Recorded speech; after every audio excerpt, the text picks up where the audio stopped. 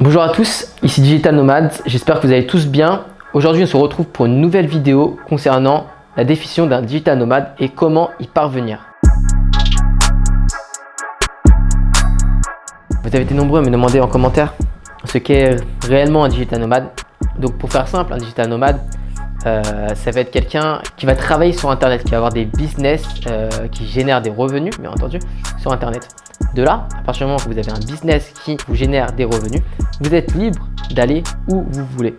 C'est-à-dire que vous pouvez travailler chez vous, devant la télé, dans votre chambre, vous pouvez travailler la nuit, vous pouvez travailler le jour, le matin, le soir, peu importe. En fait, ça va vous donner cette liberté-là de pouvoir voyager, de pouvoir profiter de votre famille, de gérer votre temps. Donc clairement, vous êtes clairement indépendant. Donc un digital nomade, pour résumer, ça va être quelqu'un qui ne va pas être rattaché à une zone géographique, qui va gérer son temps tout seul, qui va être indépendant et qui va avoir uniquement besoin d'une connexion internet.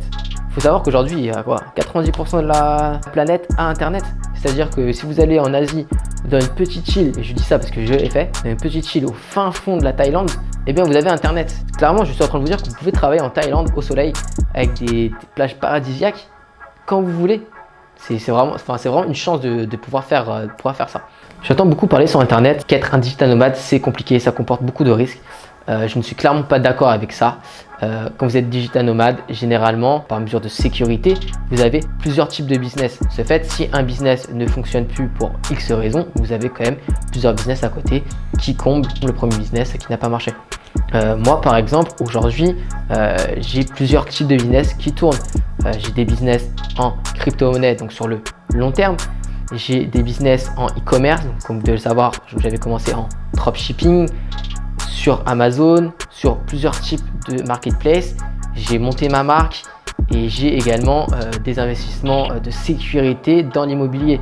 Voilà, j'ai vraiment plusieurs types de business qui me rapportent de l'argent sur le long terme, mais également sur le court terme. De ce fait, j'ai toujours un petit peu cette sécurité-là de ok, un business ne fonctionne pas, c'est pas grave. J'ai mon autre business à côté qui lui me rapporte quand même des revenus et qui me permet quand même de vivre. Deuxième point d'un digital nomade, il va savoir automatiser ses business. C'est-à-dire qu'aujourd'hui, c'est bien beau d'avoir 10 boutiques différentes, 10 boutiques qui fonctionnent super bien, vous générez beaucoup de revenus avec, c'est top. Mais si vous passez 12 heures par jour à travailler dessus, à envoyer des commandes, à faire les paquets, à faire le service client, vous perdez cette richesse d'un digital nomade parce qu'en fait, vous passez tout votre temps à faire des tâches qui sont répétitives. En tout cas, nous on se retrouve pour de nouvelles vidéos très bientôt. Pensez à aller checker la chaîne YouTube Digital Nomads et à vous abonner si vous êtes intéressé sur l'indépendance financière. Restez connectés, c'était Digital Nomad.